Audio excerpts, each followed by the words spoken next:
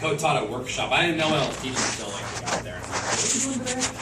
And it was with a crowdfunding expert. It was such a fascinating workshop to see that space in general of Kickstarter would be the most well-known example. IndieGoGo would be number 2 on the list, and there's a bunch of other little niche platforms for being able to get money for a project, a business. There even, I just found out today that the SEC is working out fixing the laws, basically, to allow people to actually invest via crowdfunding platforms. I'm not sure where it's going to end up. It's a pretty thorny area legally right now. But the fact is crowdfunding is here to stay. And how many people in the room have given money on a Kickstarter campaign? Okay, 5 people. IndieGoGo? Oh, maybe I did. Okay. So just a handful of people. I did it directly. How many people have been asked to give money to a Kickstarter campaign? All right? And IndieGoGo? Okay. So, digging into the topic, there's a lot of different ways to figure out how to make money off these things. And there's all these stories of people have raised $1 million in 2 days, and the epic fails of people that tried to raise like $10 million, and it totally didn't work. It was like one of the biggest public failures ever. But they ended up getting private investment money after that and funding the whole thing. That was for the Ubuntu Edge, I believe. Any geeks in the room? None? Oh, it's Other than you. So, we could dig into the numbers. I consider myself a recovering geek. Thank you. We could dig into the numbers. We could talk about that. We could talk about the different sorts of platforms you could use. We could talk about how to set the right amount. We could talk about rewards. But the number one mistake people are making with these campaigns is they're not able to make people care about them. They just don't care. I get dozens of these things a month. Excuse us 1 second. Here comes a couple of folks. That's all right. Real late. We have chairs. Come on in. Maybe here or something. I expect an extra 5 minutes, man. So that begs the question, how do you make somebody care? How do you make a family member care enough to put $5 on a campaign, a Kickstarter campaign? How do you get grandma to hook up some money? How do you do any of this? How do you make somebody care? How do you make, killer question, how do you make a stranger care? Enough to open up their wallet. They don't know who you are. Lots of memes with babies and animals. Actually, no, let's run with that. Oh, I know I'm right. I'm just saying. No, actually, I'm glad Dan actually opened up here. I want this to be, come on in a minute. I want this to be super interactive, right? If you think I'm wrong and full of blankety blank, let me know, and we'll battle it out. Just make it personal. All right, make it personal. So, cute kittens, animal videos, love it. Make it personal. How else do you make somebody care enough to open up their wallet? Make it relatable. Give me an example. You have to find common ground with that person. So how do you find common ground if it's being mass blasted out there? Good question. Okay. You can always, keep going. You can always let them know your why. Ooh, okay, there we go. Wow. Uh-oh, getting all STN on us. Is that a thing? You want STN? Is it like a verb now? Yes, You're making it a verb. You need to come from somewhere. What? Everybody's doing it already, so you need to get on board. Okay. Well, I think it's important to let people know how This it could be can you. better their life. Okay, how does it benefit them? Yeah. Now, all right, here's the answer to the question, how do you make somebody care? All of the above. All of the above. So let's take the first one. Keep kittens and... Memes. Memes, that's right. Why did people relate to memes? How did they click on Define it? meme. What's the definition of meme? A meme is they'll take a picture of a favorite TV show and they'll slap a quote on it. Societal and educational deficiencies. Yeah. Very good. So I mean, but I mean, to be honest. But. yeah, but they absolutely work. When I'm talking about what goes viral, stuff that goes viral is stuff on celebrities doing something stupid publicly, or some sort of other form of public embarrassment. And these memes go viral. Just a picture with someone slaps a headline on a screenshot of a TV show or something. Hey, guilty. I like them too. I've even had some as wallpaper on my desktop. You know the little inspirational posters? What are those things called? I can't remember the name of them now. They have the beautiful picture and a little lovely quote. I've got the other ones that are just giving people crap. They're Have you great. seen the demotivational ones? Those are Yeah, that's one of the demotivational posters. Those things are great. You suck. They're and it great, doesn't so- even feel five. I could run a Kickstarter campaign right now to do something about demotivational products and probably get it funded. I bet you, I could probably get 10 grand on that. Give me like a little bit of runway, a few months of planning to do it, a little bit of budget to crank out some videos, and I could get that funded. And the reason why is the psychology behind someone actually saying, what is this strange object here? I like this. I like this so much that I'm going to open up my wallet.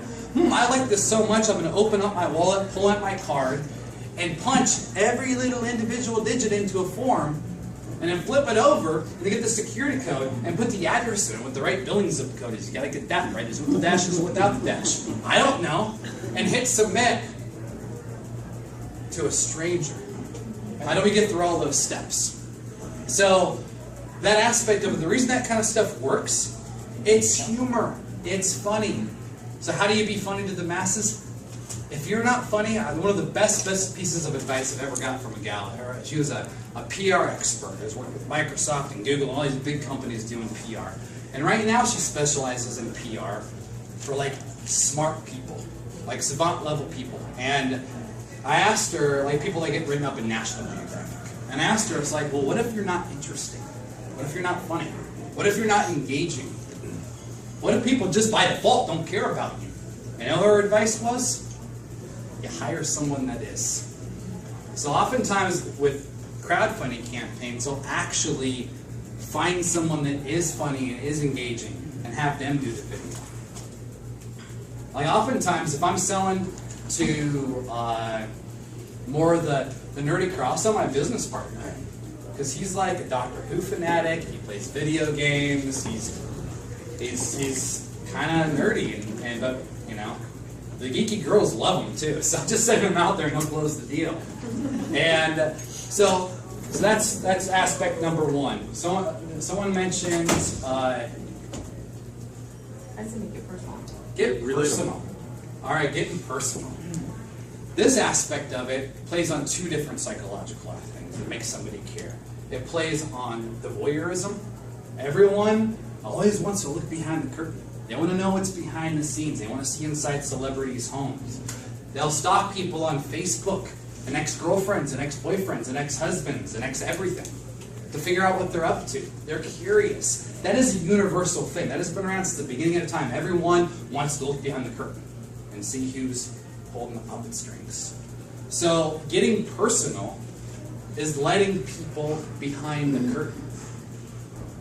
And oftentimes, the reward on some of these crowdfunding campaigns, some of them is like, yes, we'll put your name on the thank you page.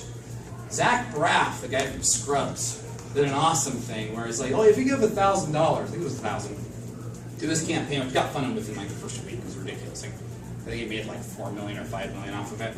And he said that I'll let you sit next to me, front row, at the premiere of my film, and I may even put my hand ever so gently on your knee. Because that's the type of weird guy that he is. He was getting personal, and people rewarded him for that. That reward sold out almost immediately. They're getting personal. It doesn't just have to be funny. Oftentimes it's getting personal. I've come up in this, well, half this group was here a couple months ago, and got really personal. Like scary personal about all my screw-ups. About my failures. Oftentimes I've seen Kickstarter campaigns and crowdfunding campaigns where they're just sharing failure, failure, failure, failure. So they're building these building blocks of failure, and I was like, yes, you should fund me, because this time it's going to work. But the thing is some people connect with that because they're hopeful. Because they themselves have failed and failed and failed and failed and failed, and it's like, wow, he's out there doing, maybe I should too. I want to be part of someone that's a failure trying to become successful, which describes the majority of our population. It's universal. So getting personal. Relatable. Someone mentioned relatable. Yeah. To be relatable, give me an example of that. Run off this. Relatable, common ground, commonality, a shared interest. All right, shared interests. We got two opposite ends of the spectrum. One end of the spectrum is the petty stuff, like the music you listen to, the movies that you watch, the fact that you binged on Orange is the New Black, even though it's kind of a naughty show. All right, it's that the petty stuff. And the thing is as much as people want to think that doesn't matter, it does matter. It does matter. Those little things matter so much. And that's why being specific, every person that gave me something general, I asked for specifics. All the different introductions you heard in the room, the parts that I tuned in on was, I tuned on the fact that you sell coffee. I tried to envision in my head like you slinging coffee, being happy, doing your thing, because that was a specific, it was a detail. And it may not seem like a big deal, but that is what I'm going to remember about you. And that's a good thing, because I like coffee. People don't like me on coffee. I had a coffee meeting today and let's say the caffeine here. Coming off it a little bit now. No. On the other end, other shared interest is the big stuff. The why. Someone mentioned the why. Is why are you doing this? And there's different kind of crowdfunding campaigns. The two major flavors are the kind where it's attached to a cause, or it's attached to a latest idea or product or gizmo or service or whatever. All right, a way of making money or a way to support a cause of some sort. But the ones that do the best are the ones that do both, where they have something they're trying to sell, but they're like, this is why we need to do this. And oftentimes they'll actually build the campaign around what they're going to give away. Now, I'm not talking the rewards and the free t-shirts and hats and sitting next to a celebrity at a film opening. I'm talking about, it could be donations. It could be that this particular product or this service or whatever it is that you're doing actually is going to help someone. And that's, once again, specifics. People want the specifics. They want to say, yes, I'm helping the children. Yes, I help teens. I mean, last week, what I remember from Dan is that he gave a little snippet of a story about his background. And says, I help kids like that. And I was in. I was like, whatever he needs, I will do it for him now. And I've talked, I think we've had one email exchange, and he has me now. He has me now. Because that's something I cared about. So it's not going to matter to everyone. And oftentimes people say, well, I want everyone to be welcome. I want everybody to love me. I want everybody to love me. But you know what? What most people really want is just one person to love them a lot. So, right? Mm-hmm. So, detail, get specific, get focused. There's another aspect someone mentioned. Benefits. What's in it for me? People by nature are a little bit selfish. They're always going to ask that question, even if they don't vocalize it. I like to think of myself as a giving person. I'm that guy. How am I doing on time? Seriously? Jeez. I'm flying today. It's like coffee. So, they did give me that extra 5 minutes. 6 minutes to go. So, sorry. Oh, was I saying? So, benefits. What's in it for me? And the thing is, once again, the details matter. The details matter. I'm going to pick on you two right now, because out of everyone in the room right now, that is what I'm curious about. I want to help Dan, but I want to know more about you two. Because that, I know I'm not allowed to say ballsy, I'm going to say it. That's ballsy what you're doing. Because it's usually, that genre in general has come under a lot of flack for this and that. There's been certain musicians that have been outed as being selling out. I mean, it's like from a PR standpoint, it's really dicey territory. The fact that it's rap and Christian rap is gnarly territory. The fact that if and when successful, it's going to expose you to all the temptations of the world in like a high focused amount, all at once, and it's like, whoa, that sounds like it could be a reality show in the making. It's crazy.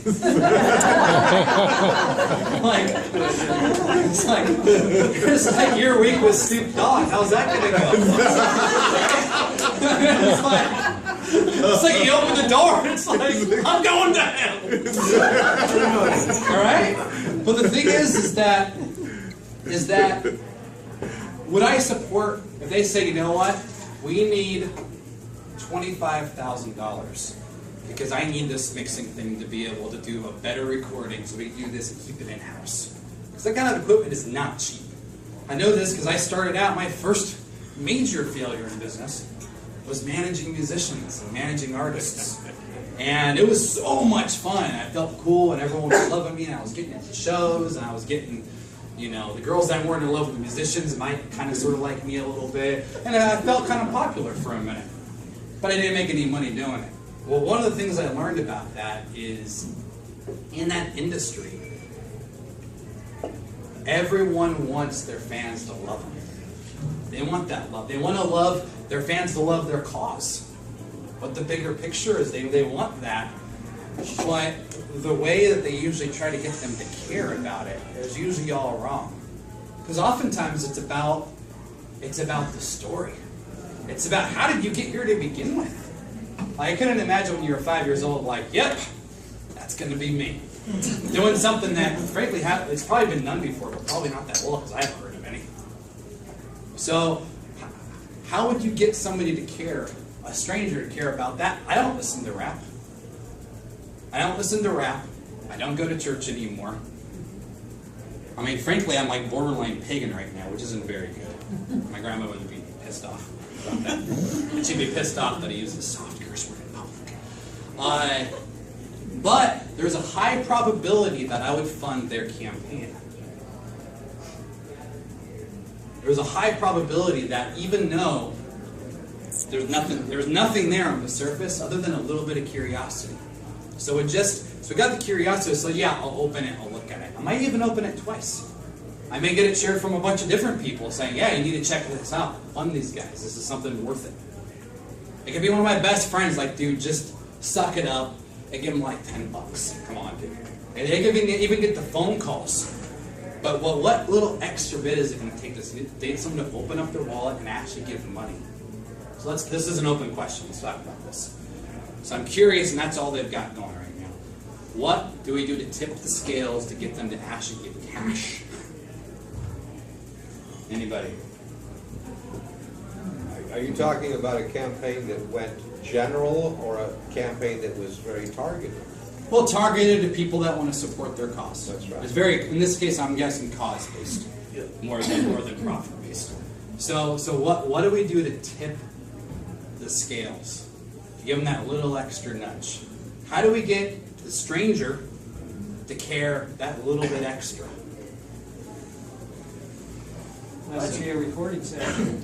What's that? Let them see a recording session. Okay, you let them inside. I love that idea, actually. Let them inside because people want to see where their money's going. They want to see what life it takes after it leaves their wallet. So that would, yeah. Show them how passionate they are for their cause. So, release some videos throughout the campaign of just them on camera, talking about what they're excited about. Unedited as well, yeah. Find out who we are. Background information, how they got to where they're going, where they're at right now. All these things we mentioned is really personal, is letting people in. So this particular tactic for them is going to be playing off looking behind the curtain. People want to see where their money is going. And if I knew more about that story, that might be enough to tip the scale. Might be that little extra that I need to be like, you know what? These guys are kind of cool. I respect what they're doing. And it may only be $5. But not everyone is like, yeah, I got these guys $5. What have you done? You know? And that brings into the case the final point, social pressure. Social pressure. How many people in any sort of church environment or a charity or fundraiser They pass the hat and then you put in money? How many people? Oh, absolutely. Okay. All right. How many people have let it pass without putting anything in? All right. And did the person before you and after you put money in? Really? Betting's stone cold though. All right, so think about all these different things. So if you're to this point that, and honestly, all this stuff applies to business too.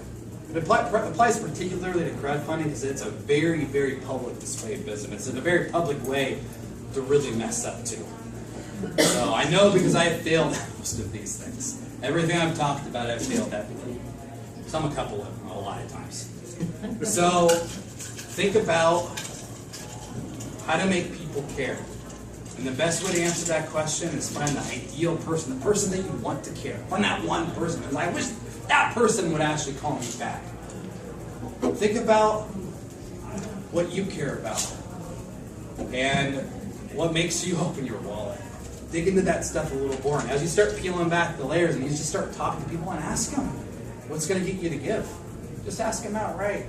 And just dig deeper and deeper and get their stories. Figure out what curtains they want to look behind. So anyways, that's it. We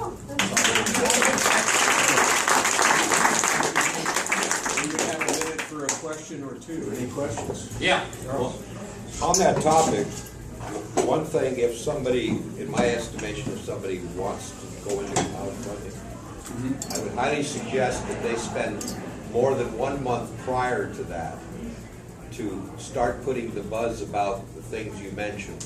There should be some videos uploaded to YouTube prior to the crowdfunding. Yes. They should have an active blog which does talk about themselves, their personal transgressions, whatever, behind the curtain. And you keep asking your audience through social media, you ask them the question, what do you think? What do you think? I think too many people who have gone into crowdfunding have done it on a 1 week whim. And those people that have planned, actually sit down your business plan, plan out crowdfunding. I'm going to do it February 2015. You spend from now to then setting it up on the internet. Now, most of my clients, 6 months lead time. Yeah. 6 months. Another So, question. yeah. So how do you protect your idea? I've got a couple of ideas I've thought of putting on crowdfunding, and I'm just hesitant to put it out there and have it stolen. You need to out-execute them. The fact is that, I mean, is it patented ideas? Could be one, could be patented, not yet. Well, I would start out with the one that you're least worried about and get good at crowdfunding first. And then hopefully get some revenue off that and hire an attorney to help you get a patent to protect your idea. Seriously. No, but it's okay to start with one. I know Thank you very time. much. These are great questions. I think